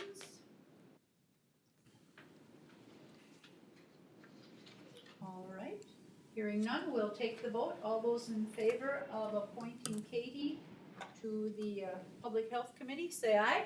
Aye. Opposed? Katie has been appointed. Okay. Our next item is approval of a resolution for payment of Geo Capital Improvement Refunding Bond Series 2021. This is a refunding of our only existing Geo bond, which was refunded in 2012. I believe originally was from 2006. We have 5 years remaining on this bond. Came to you back in April and discussed the possibility of going out and trying to get a refunding on this bond, which we believed at the time would save us about $20,000 over the next 5 years. We got some very favorable rates. Harvest Bank out of Kimball was the lowest bidder, and their total rate came out to be about 0.69%, which is unheard of and amazing. So we're end up saving closer to $30,000 over the next 5 years. So with that, I would recommend approval of this resolution. Madam Chair, I'll make a motion to approve a resolution for the refinancing of the bond. We have a motion, Purpose do I Bank. hear a second? Second? Motion, is there any additional discussion and questions for Andrew? Because this is a resolution, we will need to take a roll call vote. Corey, would you do that, please? Absolutely. Commissioner Schmidt? Yes. Commissioner Schiefelbein? Yes. Commissioner Johnson? Yes. Commissioner Olberg? Yes. Commissioner Bredesen? Yes. We have, the resolution has been approved. All right, and then the last item is a follow-up to the discussion we had at the April work session, which is guidelines for requested resolutions and proclamations. As you recall, at that discussion, or at that meeting, we had a lengthy discussion, and the direction that we received from the board at the time was to come back with an amended set of guidelines that indicated the fact that the county board would be the body who would determine whether or not a requested resolution met the guidelines, and if the county board decided to move forward, at that point it would direct staff to perform a review. So these updated guidelines include that language, and with that, looking for approval or direction of how to move forward.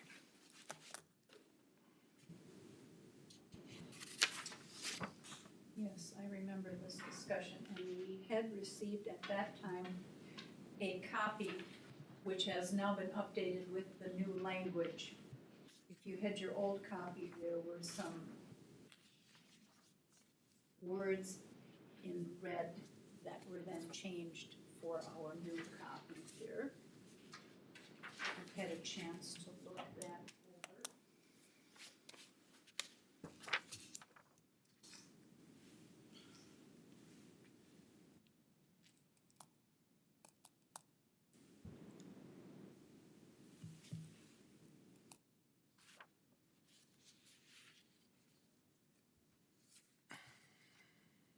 I believe this requires a basic motion. We would entertain a motion to accept the approval of the resolution guidelines and proclamation. Madam Chair, I so move. Okay, we have a motion. Do I hear a second? Madam Chair, I'll second that motion. Any further discussion or questions? So this is only a guideline. People come before us and speak. Yep. We can decide if we're gonna proceed. Correct. among this group here. Mhm. And if we decide we're not, we can just tell them you can get a hold of your local whatever representative. It's nothing less than that. We're not cutting any communication off from the public. Nope, these are, And they're guidelines. guardrails for you. Statute, they're not a resolution, they're just guidelines. Correct. Yep, it's guardrails for the board, so you can follow, you can make decisions based on this in a consistent manner, and you can lean back on those guidelines. And then additionally, it does include language in there that states that we will continue to provide information for residents to be able to find contact information for their state and federal legislators and all of their elected representatives, which we have a dashboard for on the website right now. So there's a possibility I might think differently than Paul. I think, well, this is something we can vote on or discuss. Correct. Okay, I'm fine with that. And you wouldn't think differently. No, than I me. just, you're sitting next to me, that's I Well, think differently than a lot of people, and that's probably not good. Oh, no, it is, it is. Well, and I think the language change was in there too, that it's up to the entire board versus And the that's administrator what's and the important. board chair. So that language has changed. And, then my position was just as long as we're still encouraging the public to come forward and if we can't help them, guide them in a place where they can get the information they need or I think answers that they third need. paragraph from the bottom really spells it out, that we don't discourage, bring it forward. You're more than welcome, you can speak to it. It's all right there, in my opinion, but it's in that paragraph right there. Yeah, I think it's a really good thing to have out there. Kind of gets rid of that political haze, if you will. And if we do actually have issues in the county itself, we can actually bring representatives that actually make the votes on these different things into a board setting, put them on, and let them, as a public figure, let them know where the county stands on different issues. Especially if it's a financial or something else that really impacts the county of Meeker. And I think that's a good thing to have this set there. And if we do have something that comes up, that's what our representatives' job is. Good. Any additional comments, Andrew? Anything else you want to tell us? Brandy, do you have any input on how this was accomplished, rewritten? I have no further comments unless you guys have questions, and I'm willing to answer those. I think it was well stated today. Any additional discussion or questions on the approval for our guidelines? Okay, we have a motion. We shall take the vote. All those in favor of the approval, say aye. Aye. Aye. Opposed? Good. Motion carries. Okay. Now, administrators report. Andrew? Yes, so I have just a couple of things to report on. First and foremost is that last week the Treasury Department released their guidelines for the American Rescue Plan Act, which includes $4.5 million for the county to use for a number of purposes that are outlined in the act. We are working, as you recall previously, the board had voted to establish a committee to review those guidelines and come up with how the county would like to be able to spend that money, and that includes Commissioner Schiefelbein-Schmidt, myself, and Treasurer Early. And so we are working on setting up our first meeting for that to begin that process and figure out how exactly we want to spend that money. Yes, as you all are certainly aware, last week the governor lifted the mask mandate across the state. And so in response to that, the COVID policy met yesterday morning and decided to no longer require masks in the county buildings. There are two exceptions to that. The first is for vaccine clinics, which meets the state's guidelines for medical care. And then second is on level 5, which the Chief Justice of the Supreme Court has not yet lifted the mask mandate for the judiciary, so that's going to be continued to require for anyone who is going up to court administration or in the courtrooms or DOC. So we are continuing to recommend or encourage in alignment with the CDC guidelines and the state's guidelines that unvaccinated individuals, because they have a higher risk of contracting COVID-19, that we encourage them to wear masks, but we're not gonna check up on them. We're not gonna ask, are you vaccinated or not? Public employees are still strongly encouraged to stay home if they're symptomatic. So if you're feeling sick, please stay home. Please don't come into the building.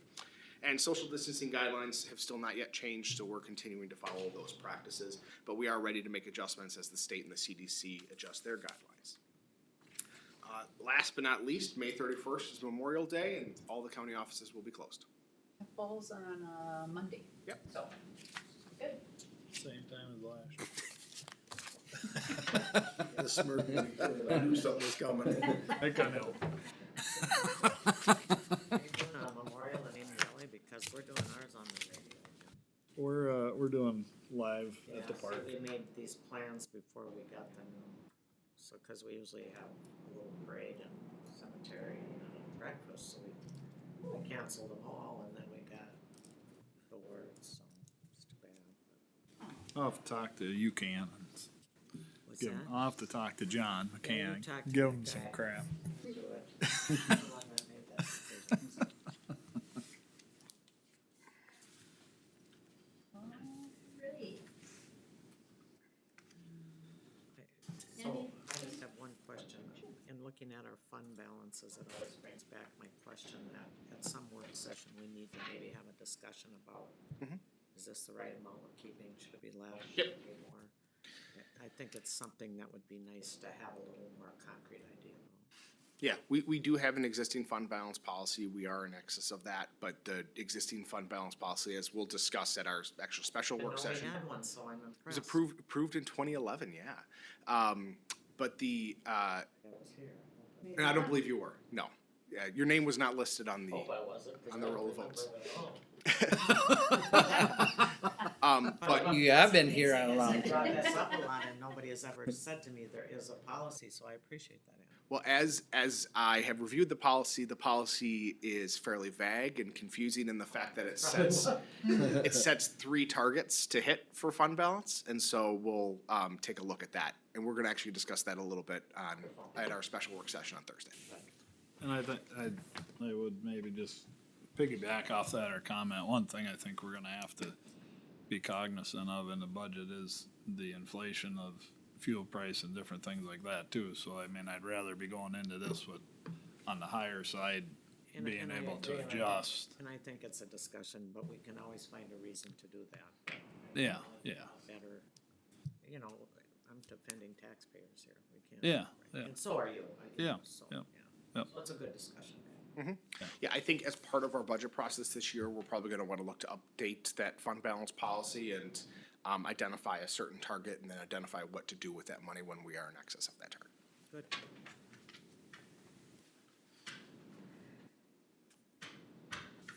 Thank you. Any other questions for Andrew? Anything else with your report? Nope, that concludes. Okay. Now we have the committee reports. Who would like to start today? Any volunteers? I will. Okay, we'll start with Steve. Because I don't have a whole lot. Okay,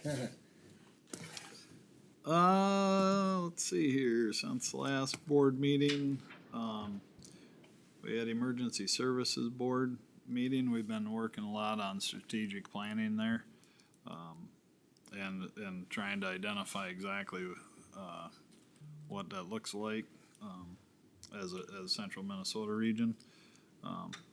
We've got a laundry list of work items that we'll be working on and assigning people to, different task force within that, so trying to develop a little better, targets as to some of the, areas that need more help and more direction.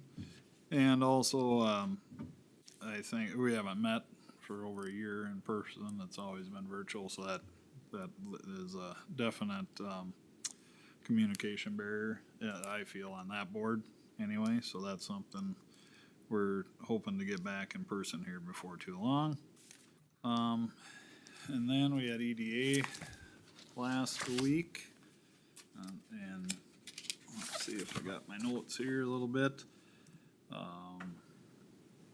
We did have lumber one paid off, 300,000, worth of loans on the houses, on the money that was borrowed to them, so they paid them back on 2 more houses, that were closed on, I believe, in April. And we did have a business in downtown that, had borrowed, I believe, $6,000 last year in kind of emergency fund, CARES money, that then they sold the business and they did pay off. They had $4,100 remaining. They did pay that back.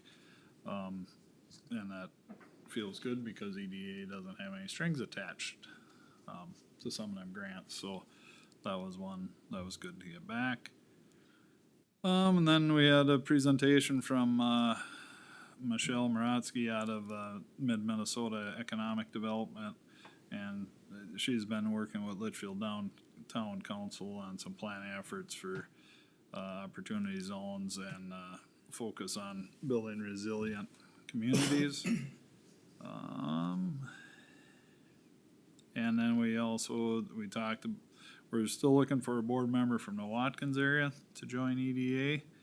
And I thought we had one here today, but I got an email here this morning that there were some conflicts so that he wouldn't be able to serve. And then we had a discussion, Minnesota Rural Broadband. We tabled that for more information. That's basically a coalition where they go and do lobbying efforts legislatively, and they look for annual contributions, and kind of hesitant because Meeker has kind of addressed most of our broadband issues, but we're going to dig a little deeper into that and find out more what that is before we make any contribution to them. And that's about it on EDA. And what else did I have here? And then last night we had County Ditch 17 and 19. And most of you were there for that, so that'll be ongoing discussion. That was primarily just information only at this point. So that's all I had. I can go next. Danny? I had an extension budget meeting, and basically just trying to go over the budget, hit Andrew's deadline. The one thing they were looking at to adjust is at McLeod and Meeker. McLeod has been getting charged 75% of the extension money for that person versus 25, and they feel like it's gone too long in terms of that, and that McLeod might start creating a stink. So we're gonna have to adjust that. Some of that adjustment will come off of one particular area where they're spending money in terms of budgeting, and it'll probably be an addition of about $10,000, I think, to extension, is if we make it right with McLeod. Nothing's final. That's the talks in terms of that.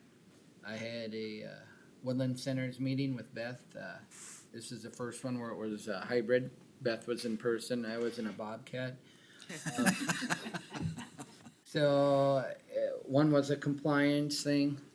Got real good positive feedback in terms of that, a corporate compliance for Woodland Centers. And in the regular meeting, the typical discussion, they're struggling in terms of, well, what they're paying versus what people equivalent to that are getting paid, and we're a little, Woodland Centers is down significantly in terms of what we're paying, but it's still the challenge too, that if they raise it too much, you start losing income in terms of what it costs too. So that's an ongoing thing. I think Woodland Centers has been fighting forever, basically in the mental health field, you know. Because of rural area. Right. Had an EDA meeting with Steve. He talked a lot of things in terms of what we did. The one thing that we're trying to figure out is actually going forward what to use our monies for, because of housing, it's so expensive, in terms of where we can best use those dollars from EDA to benefit Meeker. That's always an ongoing thing for that, in terms of that committee, trying to figure out what we can do with our dollars that would generate the most economic positive to Meeker.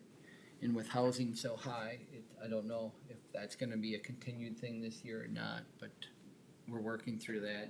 Well, if, just a Go lot ahead. of, lot of things in the pipeline on housing too. Yep. Where now we've started to bring up the discussion more towards the daycare side of things, because that's been the other, setback as far as getting employees and stuff to fill jobs within the county, so. No, I'm not, I serve on that, speaking of daycare, I serve on that daycare task force, and Andrew, correct me, but I don't know if we have established what the need is. We didn't have a lot of meetings and. Yeah, I mean, that's one of the challenges is that with COVID, it has changed potentially what the need is. And so I think we had the surveys which identified there's a certain need in certain areas, and then COVID happened and has the workforce change? Have daycare centers or daycare providers closed? And where is that? And so, Staffing, I mean, there's yeah, one. that's one of the things that they're There's looking one at. center that could take more people, but they don't have the staff. And also, I don't know if I said this before, but they have some parties interested in not operating a center, but putting up a center as an investment, so maybe. So we have another meeting coming up.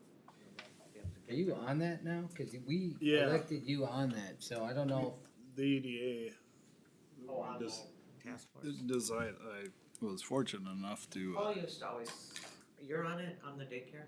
yeah, through EDA side, so we can, But you weren't invited to last meeting, right? I missed the Through last. Communication, so he needs. Well, we didn't have one. June 8th, I Yeah, think. Oh. so there's one coming up. Yep. But they canceled the May one. Correct. So Judy Holter, do you wanna Yeah. let Judy know, just, I believe I already have. so she'll. Yeah, Get it the was information. on me that I missed the Oh. first one. I had it in my Oh, we didn't- calendar on the Oh. wrong day. You maybe didn't miss anything. I didn't. Wanna put you on the spot there. I didn't was mention trying that to- at the EDA meeting. I was a tractor during that one too, so. Another virtual meeting, but, and then that's the other EDA thing, you know, the on battle finding employees for Meeker County businesses. I think that's everywhere though. You go down 12 or 55, there's help wanted signs everywhere. Yeah. So I think everybody's fighting that same battle. And then my other meeting was the county ditch meeting, which was an informational meeting, which was very informational. So got thrown right in the lion's den. So that was interesting. Missed that. That was just last night. Was Yep. that Zoom? I wonder how. That was more like a kitten's den, I thought. Yeah, I know, I think exactly. the lion's den is still coming. Yeah, I could see the roars in some of the eyes. There's more to come, I'm afraid. Yeah, I think so. Anything else, Dan? That's all I had. Okay, I'll go next. I had a meeting on. Oh, I had an one IT more. meeting too with Paul and Andrew, and just a lot of good things going forward. They're prioritizing what we should do as far as technology for the county and figure out what the priorities are for what would work for everybody, the employees, and then next thing we'll have to figure out how much it costs and which a wish list versus what reality list is. So that's it. All right. Okay, on Tuesday, on the 11th, at 5 o'clock here in the boardroom, I attended the Meeker County zoning, and when Greg was here, I mentioned that. And the only two issues that were in my district were the increase of animal units, which we all had a chance to look at, and the renewal of the permit for harvesting gravel from the Warren pit. No public comment against either, and we dealt with that when Greg was here. Then on Thursday, I had the McLeod Meeker Sibley Public Health, and that was over Zoom. Kaisa Olson is the administrator for the board, and she had been asked to serve as our representative on the Agriculture Workers Wellness Committee. And she felt rather honored to be asked to sit on that state board, and she's a farm girl, and she accepted the call. So that was nice for Kaisa. Diane Winter was also, of course, in attendance, and she made her report, and she said that Meeker County is at 45% vaccinated for age 16 and older. And we've had 40 deaths related to COVID. McLeod County is also at 45% vaccinated, and Sibley is at 53. They're having a very difficult time getting anyone to sign up to come. They're canceling clinics. They have targeted the jail, the inmates, the agriculture plants, migrant workers, several of our manufacturing plants throughout the county. They said, Diane, that the J&J shot is actually being requested because it's a one and done. And she said for the individuals that they're targeting, such as folks in the jail and some of the manufacturing plants, the one and done is really great because they go in, they have 1 day clinic, boom, then they're done. So they have been preferring that one. Only Litchfield and Eden Valley Watkins schools were interested in having an on-site clinic. The other schools represented within Meeker were not interested. So they were going to pursue the Litchfield and Eden Valley Watkins request. Diane praised KLFD Radio for being very helpful in advertising for their clinics, for sharing information. She was very complimentary and grateful to KLFD Radio in that effort. Meeker County also, the public health, sent out a very nice postcard. I don't know if you folks noticed yours, I noticed mine when it came in the mail. It was sent to all residents educating us about vaccines, about clinics. It was nicely done, very nice postcard, came to all of us in the mail. Then Kaiser made a presentation on a PowerPoint for all of the new commissioners and new committee members, which explained the multitude of abbreviations, you know, these little acronyms that we haven't become accustomed to yet. And she talked about grants and public health programs. We had time for questions. It was well done. And she said the public health people are concerned that Minnesota will not reach the 70 to 80% requirement for herd immunity, that's just a Minnesota public health concern. And the last meeting that I attended was also with last night's ditch number 17 and 19 public information presentation, and that was well done too. Was there a lot of people there? I don't know how I missed it. 20? 20, What would you guess, maybe 20. 20 or so, 20, 25? I had the June one on my calendar, which by the way is probably the same time as the daycare task force. Well, that's 7, JD 7. Fourth, That's the only one I had on my calendar. Oh, yeah. Yep, they overlap. So I Is guess it 1:30? one of us will have to go. One starts at 1 and one starts at 1:30. So I don't know how. I'm chair of the JD 17. I'll go to the daycare then. So I know where I gotta I'll be. just go to the daycare one. Judy will be happy to see it. Okay, Danny, there you go. I'm missing 2 in a row. Oh, yeah. You'll understand. You can squeal on me at EDA next. Steve wasn't there again. yeah. I was trying to defend you because I thought they didn't invite you. We didn't It's have. late it to the anyway, dance. so it's Yeah, all- yeah, exactly. I never got to go to the dance, so Your time is coming, Danny. I don't want to, never have, never will. I'm good. All right, that concludes my report. Are we going Okay. right down next year? We had a GIS meeting, that was pretty interesting. Danny was there. Yeah, I forgot that one. They I was did the busy. flyover for Beacon on April 15th. Did I write that down correctly? I think so. Yeah, and they were already concerned, for the flyover, you can't have more than 30% of the leaves out. Or it's no good, it doesn't see, so, but as I recall back then, we didn't have that many leaves out that it should have been an issue. We talked a little bit about, they have removed the name search from Beacon now. You know the address, you can search on address, but you cannot search by name. And really, the only static that they heard was from realtors. They didn't hear much of anything from anybody else. So, it was decided, that there would be no exception for the realtors. They would not be given access, to the system. It would stay, as it is, address search only. So if you have the address, you've got enough to get what you need, really. It's not discriminating against anybody, everybody's at the same disadvantage, Yeah. you know what I mean, so. So, had Prime West meeting on Thursday. I'll let Beth cover that because she was more in on. Well, I wasn't there for part of it, so you go right ahead with what. Well, the only part that, she had to leave early, and the part that I was, mostly in on was rewriting the current mission statement and the goals. Did it Draft take a while? goals. Sorry, I had to Yes, go. it took a while. Now we know why you left, One huh? of those things. A mission statement, That huh? was a smart move. Cause you got 47 people in. I actually had another appointment, so I got Pretty much lucky. everybody had an opinion, and you know what that led to, a very long and sort of saying monotonous discussion. So, then I had a packed meeting, and it turns out they had a guest speaker. And I thought, oh boy, here goes 2.5 hours of my life, I'm never gonna get back. And it was fantastic.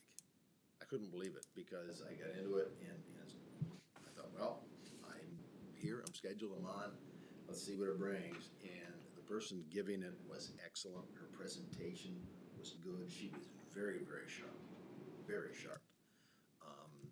And for 2.5 hours, I didn't leave. I wanted to the one time when she said, we're gonna break everybody out into breakout rooms with 2 people in each breakout room. And then you're going to tell the other person about the most traumatic event in your life.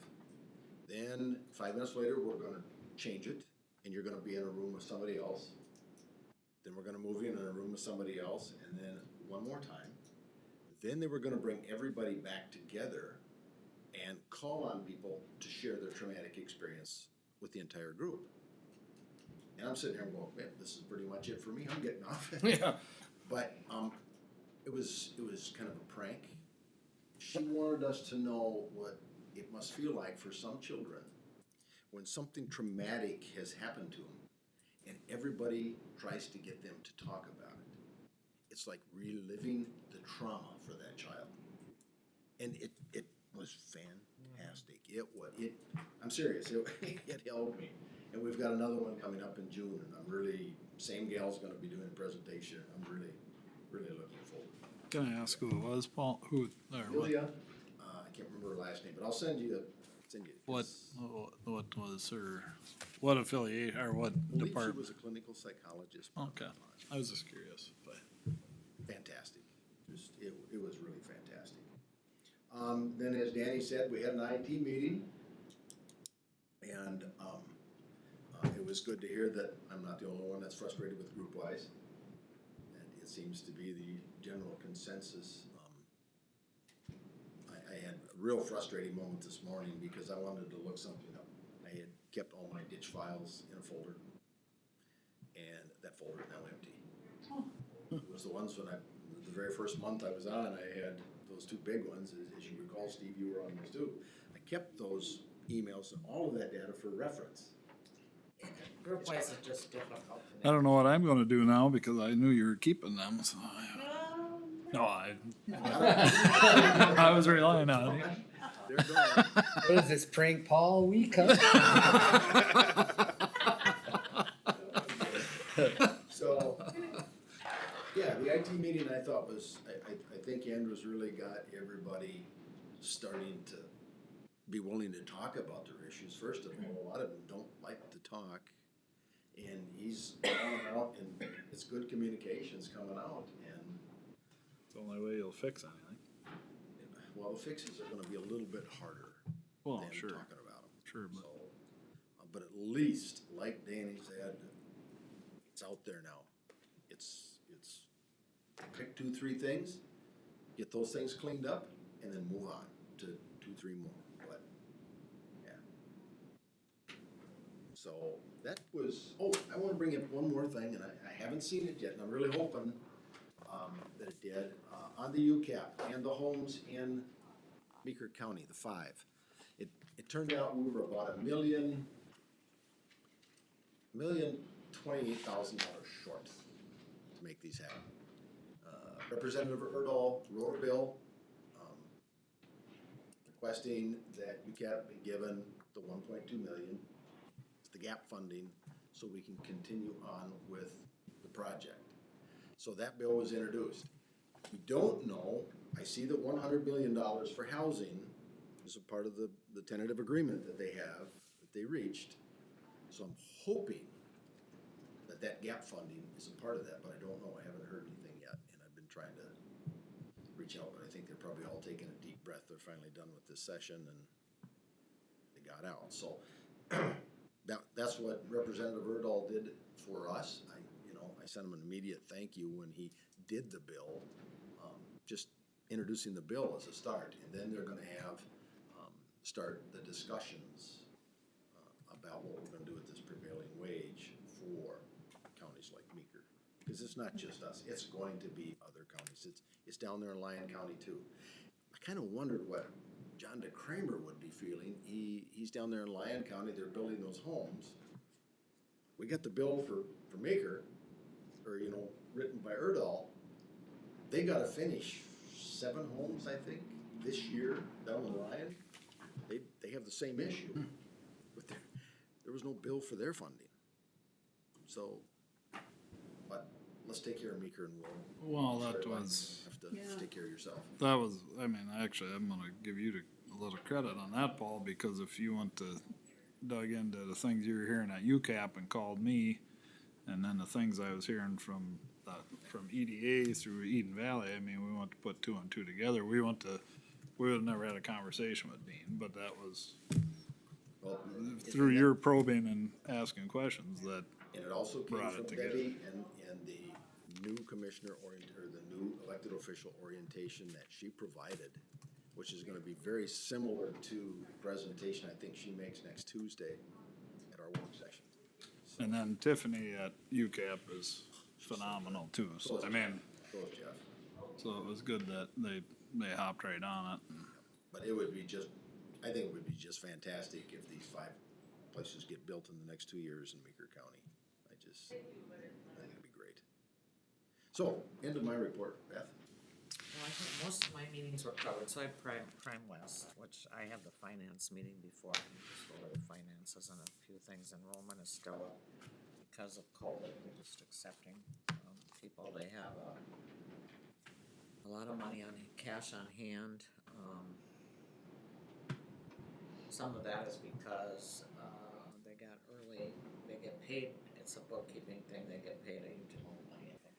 It's accrual Or versus something, and the expenses two go up different the types next of. month, so.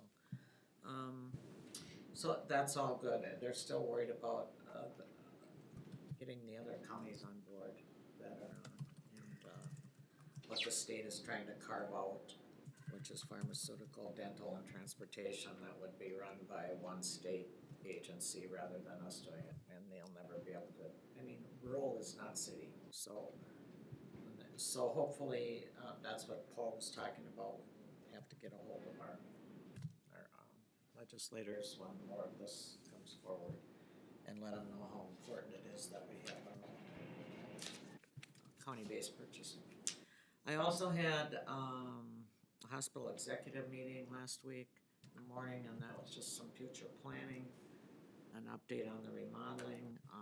They're also doing a pay equity study because we're losing people because of money, like right down the road in McLeod or, not very far away. So we're gonna try to, catch up on that by the first of the year somehow. We had some discussion about our relationship with Centric Care and, what we're gonna do in the future, if we're gonna do more with them or lease, or so that will be a discussion we're gonna have. They're coming to our June board meeting for some review of that. Woodland, 2 clinicians have resigned. We have 110 person wait for therapy, which is not good. And it's like Danny said, we have not kept up on wages, but we never have since I've been on the board, so think 2 years ago, they decided they had to do something, and we tried to get some things in place, so it happens regularly, but it's a fight, but it's that way with everywhere we go, everyone we talk to. And something tells me that government isn't appealing to young people like it used to be. I think private sector is becoming, I mean, even here, I think, have we replaced our maintenance people even? No. So it's a, utilization was down, because of the wait list. We're doing, the doors are unlocked, but we're still doing a lot of things remotely, telehealth. We're working on a certification at Woodland for CBHC, which is Certified Behavioral Health Clinic. So what that is, if I'm understanding it, where we take patients and we help them with their physical health, their chemical dependency, and their mental health. So if you have a patient that's on meds, we have somebody that can help them make sure they get their meds on time and that they get to their meetings, and so it's different people. It'll be repaid cost based, kind of like Medicare is for the hospital. So when we get accredited, that'll be helpful not only for the care, but also for the income at Woodland. And at the end of the meeting, after we were done, I talked to Ashley a little bit about the contracts for the counties. And, we haven't reviewed those for a long time. And she thinks it's time to do that. For one reason, not every service is, we have to decide, can we be everything to everyone? And that's becoming, I think, I don't wanna speak out of turn here, but I think at Woodland, that's even becoming a conversation. Because we have counties here and counties there, and we have to decide who's using what we can do. And it's a struggle to get clinicians, and, when two quit at once, I mean, we feel it, so I'll report more on that as it goes. I also had a law library meeting, that's once a year, I don't know, we elect a new, whoever isn't there gets elected the chairman for the next year, basically, right? So everybody tries to be there, but our vote's missed, so here we go. The traffic down there is down, and obviously because of COVID, voted on the bylaws, and our finances are increased a little, right? I don't know if you guys have any, it's like a 10-minute meeting, so it's, so that was kind of what I had. I think Beth on the, like through Woodlands and, but just in a observation, what I'm seeing is since the state, 10 years ago or 15 years over the course of the last years, since the state has kind of gone out of the state hospitals and stuff and pushed everything onto the counties, I think, and I don't see any interest at state level as to taking any of that back. I think the burden's gonna lay at county level for a long I think time. you're absolutely right, and it's a combination of nowhere to go with these people. And it goes back to mental health in the jail.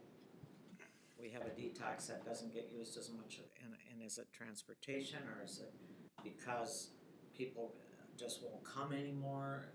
I know somebody that should be on a hold that you can't put on a hold because they've changed those rules, and it's a whole mess, it's a conflict in every area. What did they say, Danny? They had the police out a lot last year when we were going over this quality improvement, because they're getting the worst of the worst when they get there. Then the police have to come, and then they take them, and then they bring them back, and it's funding, and I just think, and I've heard this since I've been on Woodland, and I don't see improvements. I just don't. We're just not catching everybody. And when we do, it's too late, kind of. And I don't think it's not just Woodlands either, it's, It's the Paul could. the whole mental health system. But it's probably a lot better than what the state was doing before. Well, maybe, I don't know, because now they're on the street, and I don't know. We try to mainstream them, I don't know. Yeah. We give the county dollars and the people medication. To solve the problem, and that. And so maybe There's a this, poor maybe fix the in my CCBHC will help, because you're gonna have somebody involved with, because you have people that, okay, you need your meds, did you order your meds, because when they get off their meds, And then if they have to have a doctor's review, they don't make their appointment, then they can't get in to see anybody because they got all these archaic rules where maybe a clinician could do it instead of, you know. So it's just, it's kind of beating your head against the wall. And we've had, I mean, we have drug addicts living in the same home that are prescribed Narcan. Yeah. That we can't even get as a first responder. I can't administer Narcan, but when we get called to the house, the boyfriend gave the girlfriend who's ODing Narcan.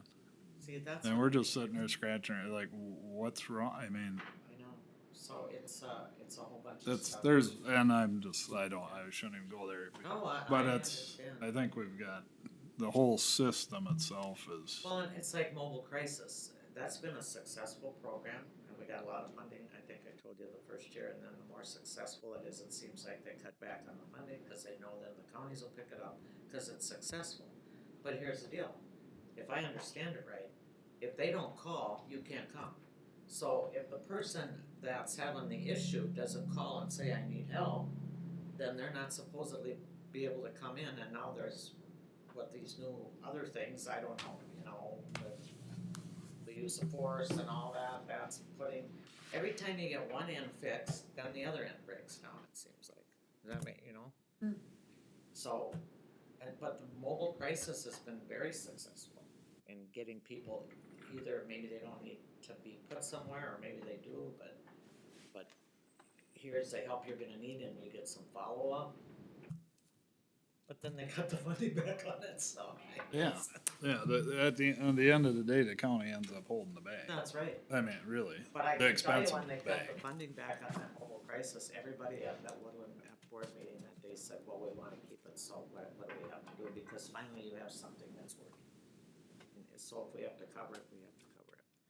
But to me, the state is, they're not doing it right. I mean, they just hand money out, you know, look at the success rate, that's the ones that you should be giving more money to. I just meant the state hospitals were terrible, Absolutely. is what I meant I agree with you. in terms of that. Yeah, that wasn't That was a horrible place. Yeah. But back then, they would put relatives in and they'd get a lobotomy and then they walk around like zombies because maybe somebody wanted a family farm, so this guy lived by himself, so he, you know, he was something wrong with him. But now they've gone the other way, instead of just fixing that, now they have nowhere for him. So, I don't have the answer, it's frustrating. Yeah. And I can't imagine how frustrating it is to be in mental health right now. And it goes everywhere, you see it, Randy, in the courtroom, we see it in the jail. How we help. Yeah. That's my depressing report, Yeah. sorry. Well, no, it's. I think I'm gonna go down to Legion and have a drink. Do I hear a second? I'll entertain a Can't be motion. open, because nobody wants to work, so I don't know what to tell you. So Mondays and Tuesdays, Yeah, Mondays and Tuesdays. How are we doing on time, Julie? not too bad, everyone please take note. Bredesen is kicking it into gear. All right, well, as we look at our agenda, did you have any comments about the cash fund balances? Nope. Sheet that you gave to us, Andrew? Just informational. We don't need to deal with that, all right. Anything else that needs to come before the board? We do have now on Thursday, our work session. I don't know if anybody else received, this came as an email. So do plan to be here by 8:30 on Thursday morning. And we will hear about courthouse security at that time. I don't know if anyone else is joining in on the AMC session tomorrow morning. I have that meeting. Will you be there, Paul? And I have an 8 o'clock public health, local public health, so we will receive an update from Diane at that time. And tomorrow afternoon at what time was that, Andrew? You had a conflict for that legislative update from AMC. I think it was 1 o'clock, maybe 1:30 was the AMC legislative update, one of the two. But they sent out an email yesterday. that might be interesting, just to see what finally is in the bills. You know, that we actually might see, so I'll log on and take a look. So those are the things that I have upcoming, couple things tomorrow, our work session on Thursday, and then a week from today, we have another work session. And what is the topic on that one? Do we have We are that? gonna definitely have two. We have UCAP come in and do a presentation, and then also Greg is gonna give a presentation on the landfill. That'll be, Landfill. so that'll be a week from today. Anything else that needs to come before the board today? I would entertain a motion to adjourn the meeting. I so move. So moved. Seconded. I'll second. All those in favor? Alright. Aye. Opposed? Session closed. Thank you, everyone. Good job. Well done.